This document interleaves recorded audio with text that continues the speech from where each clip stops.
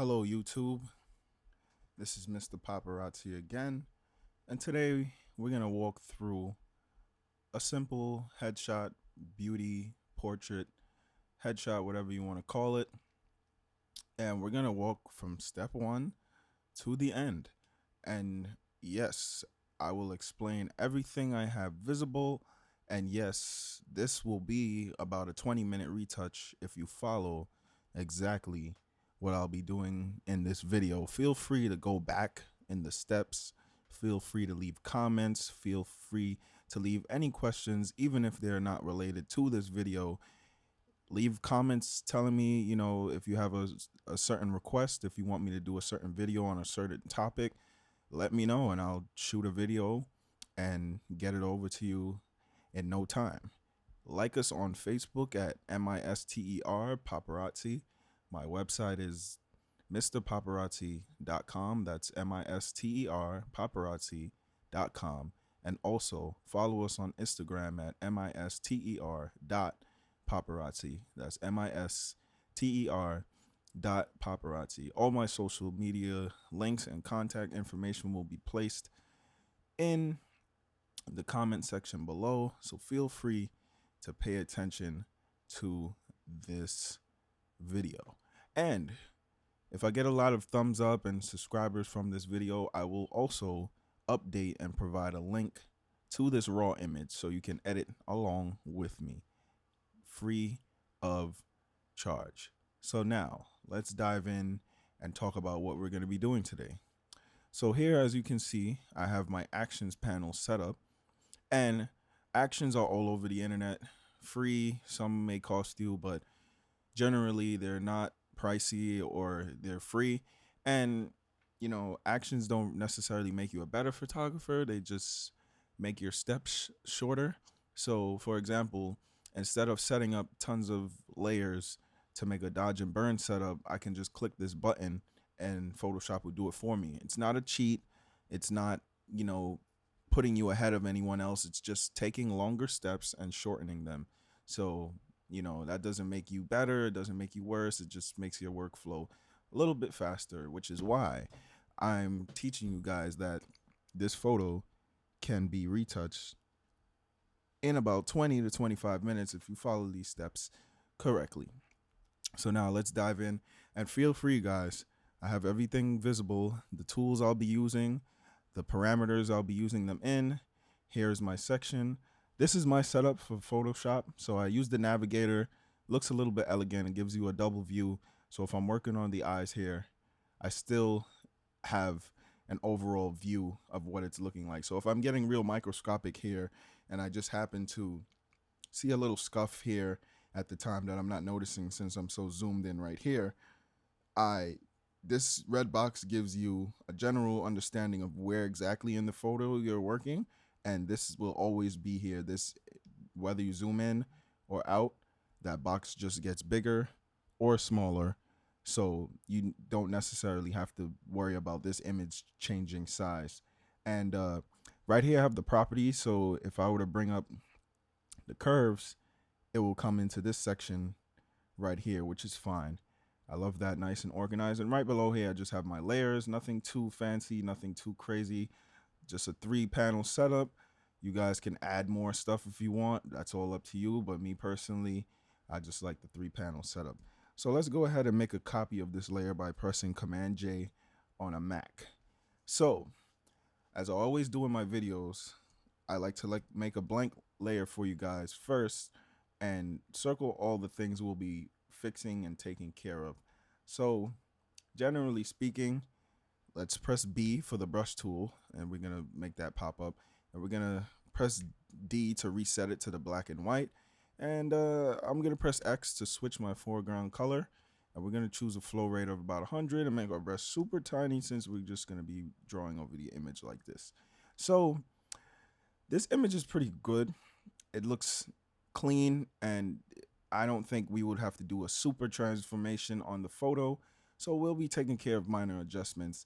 Of course, we'll be taking care of the minor bumps here, and we can probably tone up the eyebrows a bit, remove little stray things that don't belong in the hair, and little curls that don't belong there. A little bit more blemishes right here. We're gonna clean up the neckline. We're gonna dodge and burn here, under these areas, also under these areas, and under these areas as well. We're gonna tone up the lip area. We're gonna clean that up, and this area too. Clean the eyelash section and right here. And the skin looks pretty great, other blemishes and stuff right here. The hair looks fine. This image is generally great. It's not going to be a super big transformation for the photo, so we could be moving very quickly if you follow these instructions the way you need to. So let's do away with that. And I like to work in steps. So normally I would remove the blemishes first. And please forgive me for my air conditioner in the background. It's about 1,000 degrees today, so please bear with me. And also, what I normally do, I work in steps. So with my steps being there, I normally like to fix blemishes first. After the blemishes, I worry about skin. After skin, I worry about the tones of the skin, the colors, the color shifts, and so on, and dodge and burn. And I like to sharpen the image afterwards, and then do the color correction, resize possibly, and then export so we can post on Instagram, Facebook, or your personal website. So let's dive in with that. So since we already have this copy of the layer adjusted, we're going to use the patch tool. So by me pressing J, my patch tool automatically comes up because that's the most frequent tool I've been using. To toggle through them, you simply hold shift and continue to press J. I like the patch tool because I've been using the healing brush for a while, but for some strange reason, the patch tool seems to handle things better. So you simply just circle and pull down to where you need to be. So for the purpose of this video, since I'm teaching you guys how to retouch in 20 minutes, it's, I'm not going to get all these super tiny microscopic, blemishes on the face. I'm going to do a general, cleanup, and you hopefully, if you guys let me know how you feel about this video, I'll be providing this raw file for you guys in the description, in the link of the comment section. But that's only if you guys like and subscribe and comment on the video. If not, I'll just leave it there for viewing and learning purposes. If you guys want to interact, you guys know what to do. I spoke to you about it earlier. So yeah, just a general retouch. I'm not going to be doing anything superficial, anything crazy, but you're going to get the idea of what I'm doing. Just for time purposes, I don't want to keep you guys here for an hour just retouching blemishes and so on, and when we have a whole bunch of stuff to do like skin and toning and everything of that sort.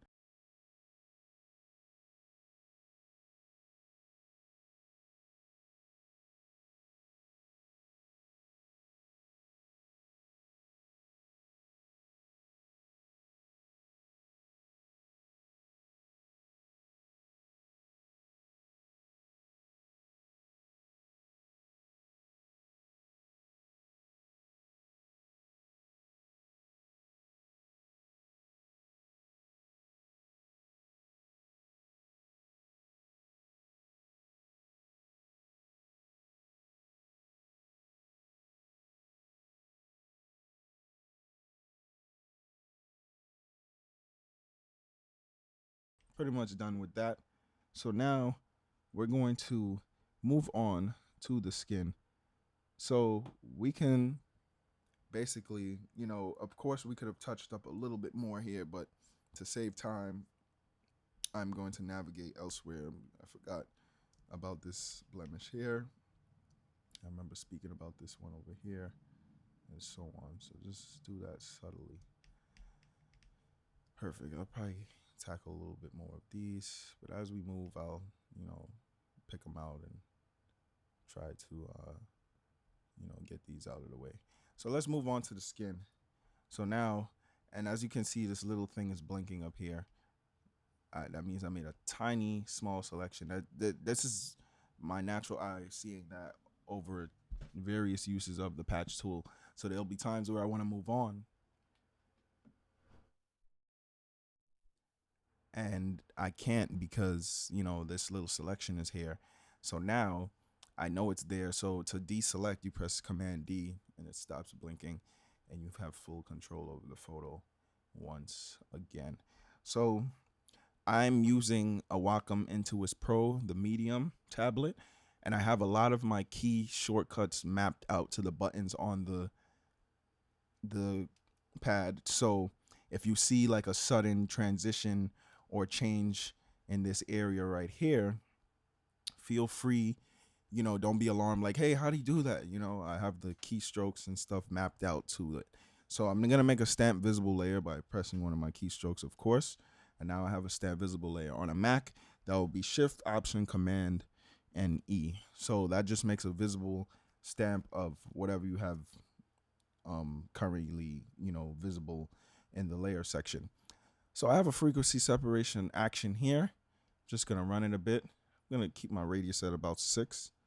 Press enter. So now, let me give a brief explanation about frequency separation. So the idea, this high layer, when removed, you get a visual of the color tones. It looks blurry because all the texture is removed. So now this is basically just colors. So all you have to do is worry about the color shifts and everything of that sort in this area. Now, when you remove the bottom layer, you see nothing but texture. Of course, the image is still there because of the previous layers, but this action basically separates the frequencies between the colors and the texture, which allows you to work in between them in order for you to fix the colors without totally destroying the textures. Now, why I like dodge and burn is because when you're working with luminosity shifts, with frequency separation, you may try to get out this blotchy area, but since there are so many parameters involved here, you may be doing a lot in so little. So one or two strokes could look, not so detrimental, but at the same time, you're losing texture, you're losing luminosity, you're shifting saturation, and doing all of that at once, it's also shifting pixels. So we don't necessarily want to do that. So the idea of dodge and burn is to just lighten whatever's too dark, or to darken whatever's too light, to just make things balance. And you're not destroying texture or saturation because it's simply a luminosity shift. And that's luminosity just has to deal with what's light is light and what's dark is dark. So, we're not going to get too crazy with the frequency separation. I'm just going to do some minor adjustments and, get the ball rolling. Before, I used to turn off the high layer and just simply work on this, but now I get a better eye when it's still visible. So I'm going to press B for the brush tool. Also have my shortcut mapped out here to make my flow rate of 2%. I always keep my opacity at 100 and my flow at 2%. I like to work quick without damaging the photo. And always make sure your brush hardness is set to 0 before you do anything of that sort. So now we just sample and just paint slightly over the designated area that we're going for. Nothing too crazy. Some people like to go over the entire face with this. Honestly, I just like to point out the areas that are, the transitions are not smooth. And that's all we're looking for, transitions that are not so smooth, that just need to be smoothed out just a little bit more. Nothing too crazy, nothing of that sort. So let's look at it before and after real quick. So you see how we just blended those transitions? Nice and smooth. So all I'm doing is just sampling from adjacent areas near the blotchy areas. And that's all I'm doing, literally.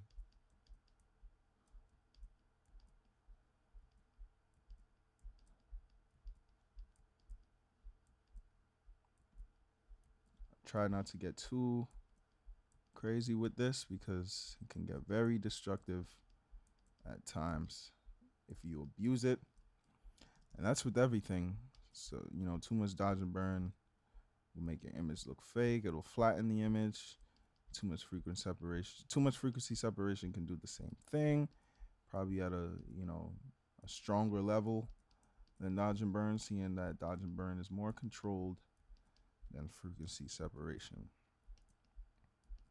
And I'm not bashing it, guys. Like, obviously I'm using it now, so it is a part of my workflow, but I like to rely on dodge and burn, for certain situations and certain tactics and whatnot. So listen, I'm just giving you these steps in order to complete your 20-minute retouch.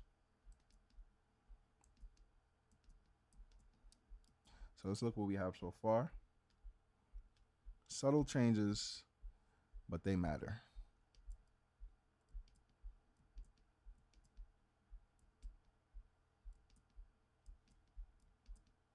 This is great. Like I said before, just subtle changes, but they come together to have such a great impact. So let's get these tones right here a bit, and some more right here again. This is perfect. A lot of this stuff can be fixed with dodge and burn, so I'm not getting super crazy about it. I'm just blending it slightly before I actually tackle it with dodge and burn. So I think we did pretty good on that. Feel free to go back if you missed a step, if I went too quick. This video is for everyone on YouTube, so listen, leave comments. If you have any questions whatsoever, if hey man, I need a video on how to do hair by itself, how to remove stray hairs, how to clean eyes, how to do brows, how to dodge and burn the face, how to dodge and burn the skin, how to get the skin tones to match, let me know. And I like this because my subscribers will be able to connect with me more, because instead of me just putting up videos and they're like, hey, let's see if I can learn something from this today. If you guys give me the direction you want me to flow in, not only will it help you, it can help other subscribers or other viewers or other people who comment to be on the same page. Because, let's say 1,000 people watch this video, 500 of you guys may, be interested in dodge and burn alone. And if you guys let me know that you want a dodge and burn tutorial, I'll have no problem making that for you. So let's check this out. This is before and after. I think I went a little bit too far, so I'm going to bring the opacity down of the entire group to about 80%. It's not bad. And we're going to make another stamp visible layer and continue to move forward.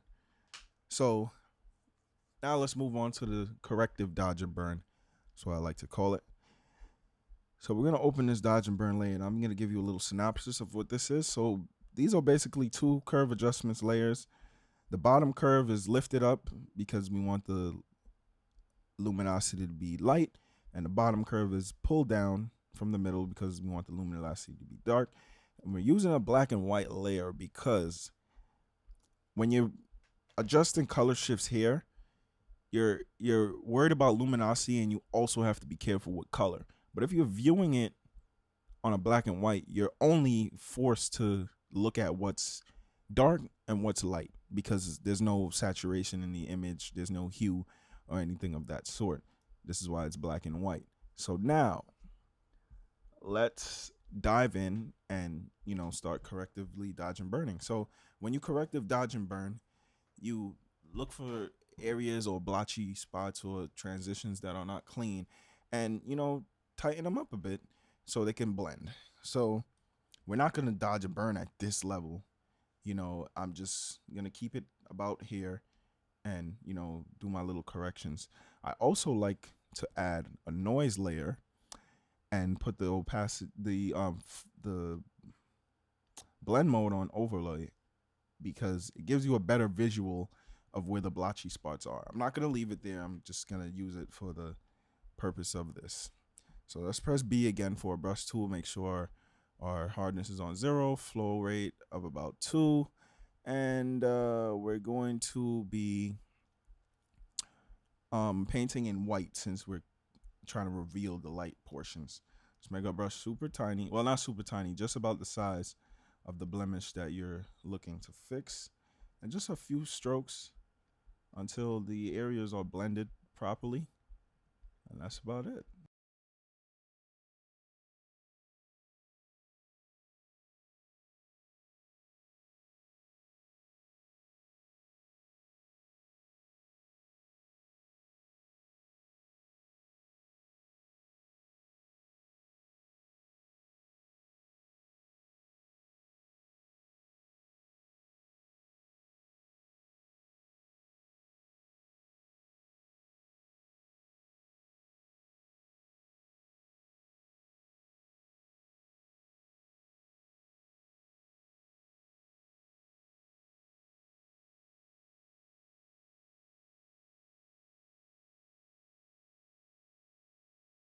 So let's toggle back and forth of what was done here. This is a simple toggle back and forth of the dodge and burn. And I'm liking what I'm seeing so far. This is great. So now, let's make another stamp visible. I'm going to go in and dodge and burn once again. But now we're going to contour. So if you go on YouTube and you watch a lot of makeup videos and makeup tutorials, you'll see what the essence of, contouring a face and highlighting a face is. So we'll get a general understanding of that. Now, let's we're going to use our brush tool and set our flow rate to about 4, since we're going to be moving a little bit quickly and quicker, I should say. And, we're just going to highlight, and I'll show you where I'm highlighting.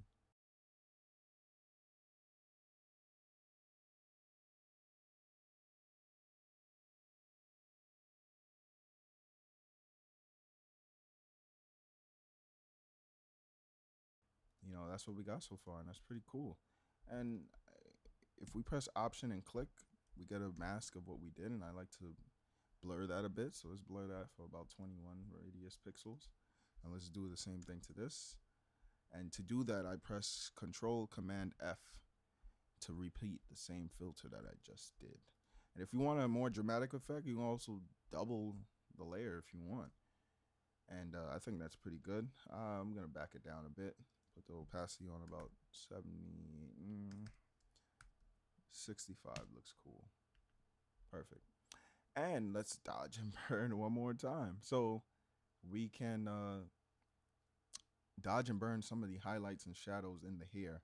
So with this, I like to set my blend mode to about 6, anywhere between 6 and 10%, since we're going to be doing a more dramatic effect. And, just you can paint on the light areas of the hair first, and, touch up the darks when you're done. Just get this part glowing and get between these strands here. This is just highlights and shadows of the hair, so we're not contouring. We actually are contouring the hair, but I like to just look at it as a shadow and highlight scenery. When I say contour, I'm more referring to the face and not necessarily the hair. So we did that. And also, if you click again, get a visual of what we did. Can soften that as well. And do this once again. Remember, let's set our blend modes to luminosity and do that one more time. We can also double the effect like that, but I think it's pretty subtle here. I actually think it's too strong. Let's go with 65% again. That's perfect. So now let's sharpen. And I have a sharpen action here once again. Listen, actions are not a cheat, as I said before.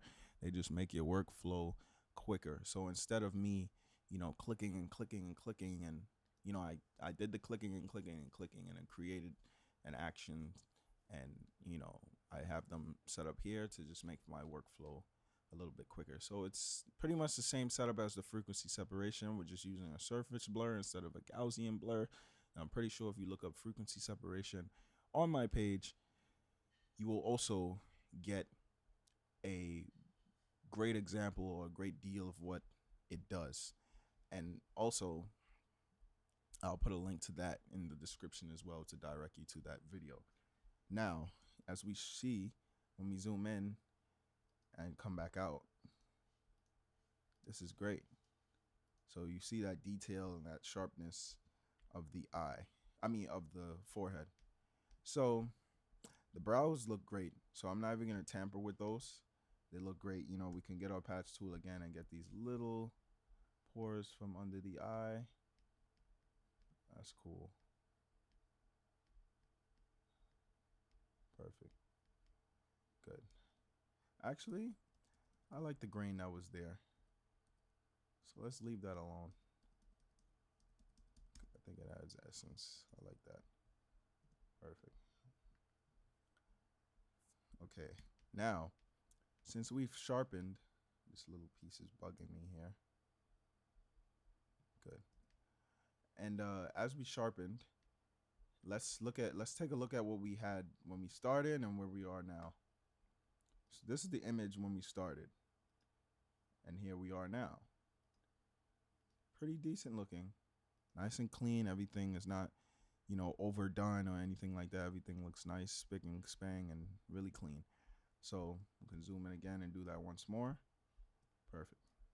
So I pretty much like where we went with this. And another trick sometimes when I shoot models or receive images with lots of hair, I press the liquefy tool and it opens up this tool here. And you can simply, let's not do that. Press W to get the warp tool, and you can stretch the hair a bit. If they have an afro, you can make it look bigger. You can control your brush settings and your pressure and your brush size here, and just play with the liquefy tool a bit. And you could toggle on the P button to get a preview of what you've done, and that kind of evens out the hair a bit. Yes, that looks great. Now let's go into the levels and adjust the highlights there as well. So here on the levels path, we're kind of not super exposed, so I'm gonna leave that about here so we can leave this. This is perfect. Great. Now let's play. I think this needs to be a little bit more vibrant, so let's bring the vibrance up a bit. 10 seems cool. And let's play with the gradient maps. And we can click. And I like the gradient maps in this tone. You can play with these colors. Anything that looks close to skin, you can play with those to your leisure. You can try to bring these around and play with these to your leisure. They're all cool. Let's try to go with this. And we're going to play with the blend modes a bit. So let's try soft light. This is a little bit too saturated for me. Let's try color. Not the best thing to look at.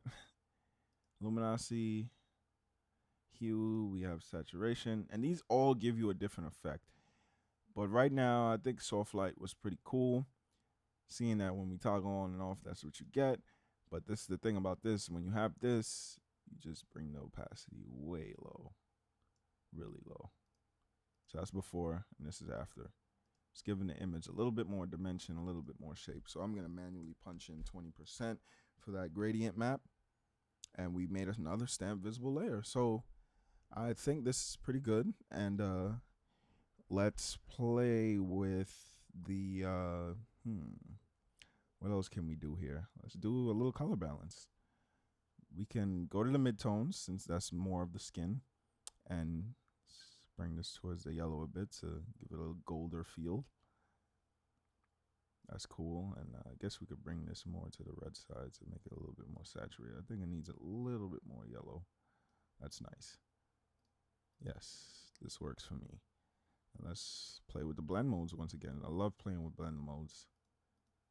They're cool. They change everything about the image. Hue is fine. I like that. So as I was stating before, we still have a little bit more blemishes up here and everything of that sort. Other things that could have been sorted out, if we went microscopic and tried, removing everything. But, for the purpose of this video, I'm not going to be able to do so and whatnot. So I like where we've come and everything of that sort. And, to lighten things, we can use our dodge and burn tool. So this is right now on the dodge, and this is going to lighten anything.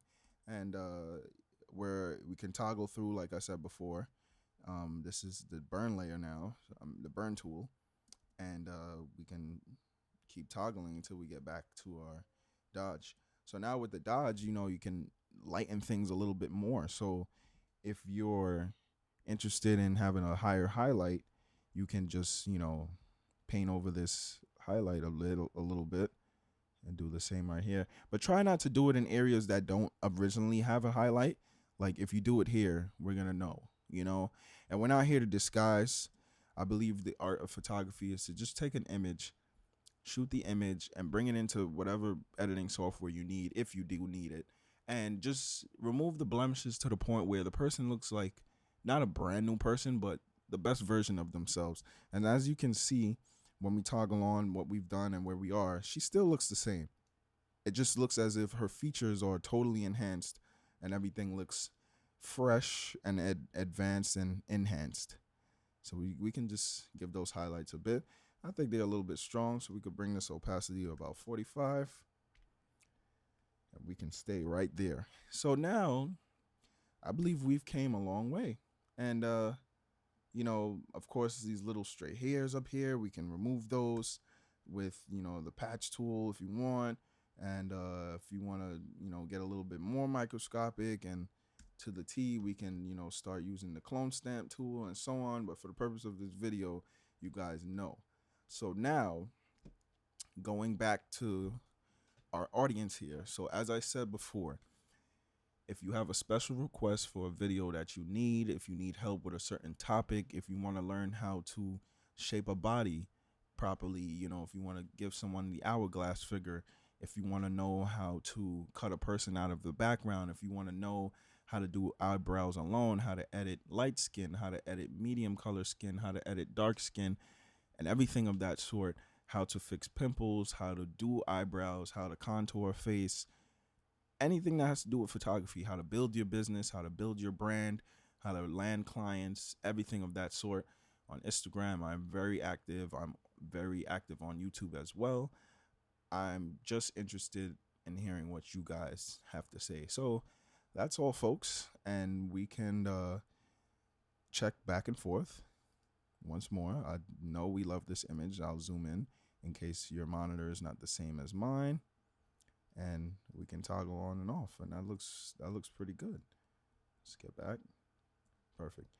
And, this was just a rough draft. Obviously I would have went, more in depth if I was doing this personally, but for the purpose of this video, I'm just giving you guys an insight on the steps that I take for my beauty work and my beauty retouches. So now, as I said before, you guys can like my page on Facebook at MISTER Paparazzi. You can please follow me on Instagram at MISTER.paparazzi, and you can check out my website at MrPaparazzi.com. That's MISTER Paparazzi.com. Give this video a thumbs up if you like it. Leave a comment, leave a question, leave a remark, leave a concern. And if you haven't subscribed to my channel already, please don't fail to do so. Mr. Paparazzi is signing out. Once again, Instagram, MISTER.paparazzi, and my website is MrPaparazzi.com.